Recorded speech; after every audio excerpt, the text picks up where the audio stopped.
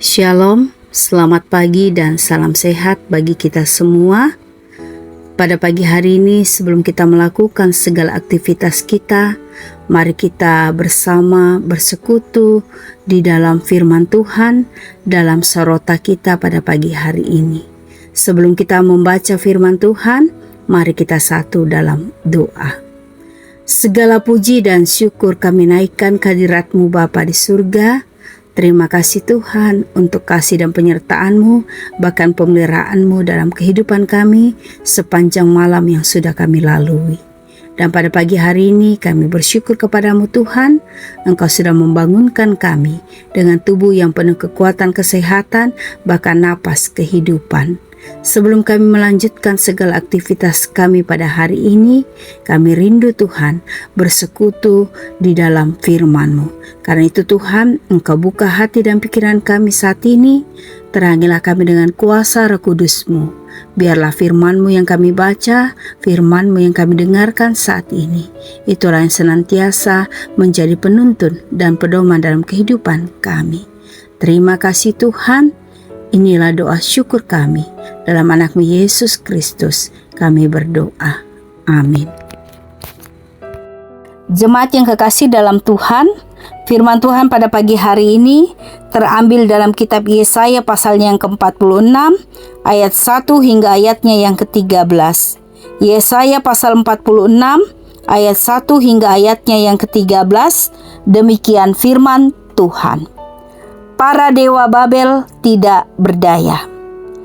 Dewa Bel sudah ditundukkan, dewa Nebo sudah direbahkan, patung-patungnya sudah diangkut di atas binatang, di atas hewan yang pernah kamu arak, sekarang telah dimuatkan sebagai beban pada binatang yang lelah, yang tidak dapat menyelamatkan bebannya itu. Dewa-dewa itu bersama-sama direbahkan dan ditundukkan, dan mereka sendiri harus pergi sebagai tawanan. Dengarkanlah aku, hai kaum keturunan Yakub, hai semua orang yang masih tinggal dari keturunan Israel. Hai orang-orang yang kudukung sejak dari kandungan, hai orang-orang yang kujunjung sejak dari rahim. Sampai masa tuamu, aku tetap dia, dan sampai masa putih rambutmu, aku menggendong kamu. Aku telah melakukannya dan mau menanggung kamu terus.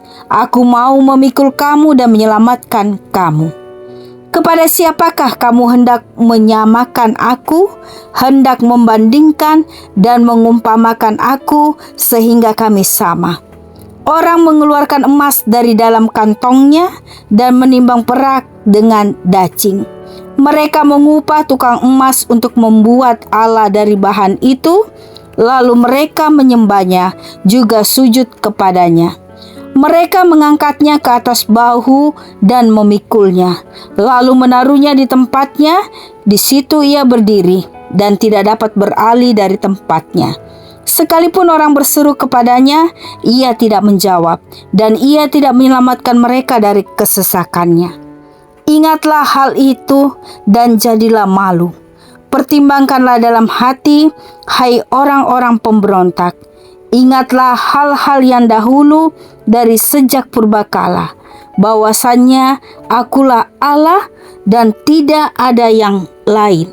Akulah Allah dan tidak ada yang seperti aku, yang memberitahukan dari mulanya hal yang kemudian, dan dari zaman purbakala apa yang belum terlaksana, yang berkata, keputusanku akan sampai dan segala kehendakku akan kulaksanakan, yang memanggil burung buas dari timur dan orang yang melaksanakan putusanku dari negeri yang jauh. Aku telah mengatakannya, maka aku hendak melangsungkannya. Aku telah merencanakannya, maka aku hendak melaksanakannya. Dengarkanlah aku, hai orang-orang yang congkak, orang-orang yang jauh dari kebenaran. Keselamatan yang daripadaku tidak jauh lagi. sebab aku telah mendekatkannya, dan kelepasan yang kuberikan tidak bertangguh lagi. Aku akan memberikan kelepasan di Sion dan keagunganku kepada Israel. Demikianlah pembacaan firman Tuhan. Yang dikatakan berbahagia adalah kita mendengarkan firman Tuhan serta melakukannya dalam kehidupan kita hari lepas hari. Amin. Tema firman Tuhan pada pagi hari ini, aku menggendongmu. Bacaan kita saat ini ditujukan bagi umat Israel Selatan yang saat itu sedang berada dalam pembuangan di Babel. Pergumulan iman mereka pada saat itu ialah mempertanyakan apakah kebenaran mereka sebagai umat Tuhan. Situasi tersebut rentan untuk membuat umat menjadi mungkar, sehingga mereka lebih memilih dewa-dewi asing untuk mereka sembah. Bukankah dalam situasi tersebut terkadang orang akan mencari pegangan baru saat sumber perlindungan telah lenyap? Dalam kondisi terpuruk dan tanpa arah, manusia akan mencari jalan keluar. Firman Tuhan yang datang pada umat adalah merupakan suatu gambaran bahwa suatu kesia-siaan belakang untuk mungkar dan menyembah ilah-ilah lain. Betapa tidak, semua ilah asing digambarkan sebagai suatu beban belaka bagi binatang pembajak. Lantas, apa gunanya menyembah ilah yang hanya menjadi beban bagi hewan peliharaan? Bukankah itu adalah suatu hal yang konyol? Sekali-kali Tuhan tidak dapat disandingkan dengan beban binatang. Justru Tuhan itu adalah pencipta yang dari sadari kala telah memelihara umatnya sejak dari kandungan. Kasih-Nya selalu digambarkan dengan kata aku menggendongmu, dan sampai berambut putih sekalipun Ia tetap menyayangi umatnya. Bukankah ada ketenangan, kehangatan, dan rasa damai nan teduh ketika kita digendong oleh ibu atau ayah kita? Aku menggendongmu merupakan suatu jaminan bahwa sampai kapanpun kita adalah kepunyaan Tuhan. Dalam pergumulan yang membuat kita mempertanyakan kasih Tuhan, tetaplah yakini bahwa Tuhan tetap ada dan bekerja di tengah hidup. Sama seperti umat Israel Selatan di pembuangan.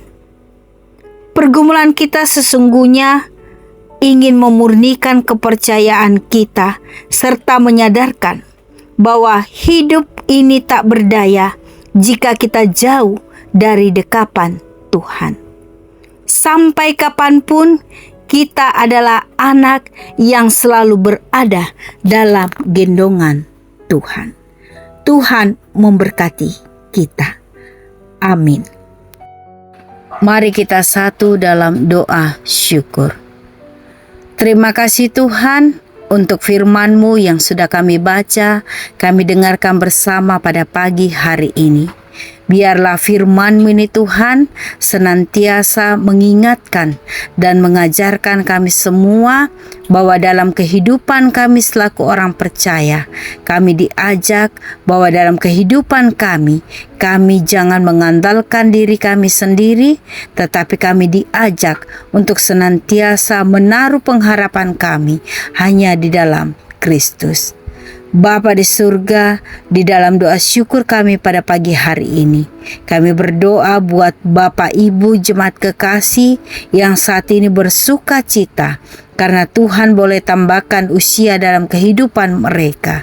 Biarlah dengan bertambahnya usia Tuhan, mereka semakin hidup takut akan Tuhan dan mereka semakin mengandalkan Tuhan di dalam segala kehidupannya, bahkan segala hal yang ia alami dalam kehidupannya hari lepas hari. Bapa di surga, kami juga berdoa bagi Bapak Ibu jemaat kekasih yang saat ini sedang berada dalam kelemahan tubuh oleh karena sakit yang mereka alami.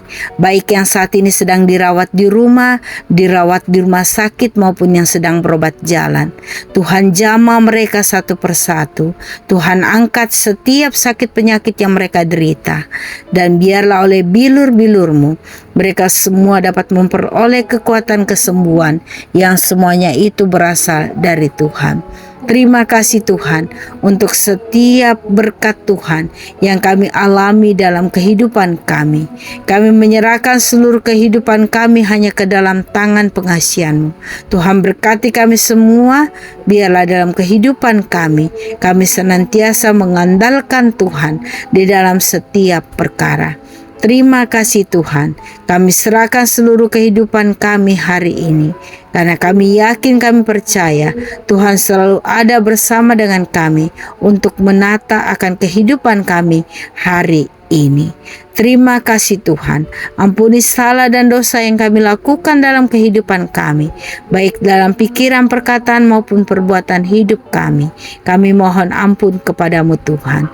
Ini doa syukur kami dalam anak-Mu Yesus Kristus adalah Tuhan yang sudah senantiasa memberkati kami semua. Amin. Demikianlah sarota kita pada pagi hari ini. Selamat beraktivitas, Tuhan Yesus memberkati.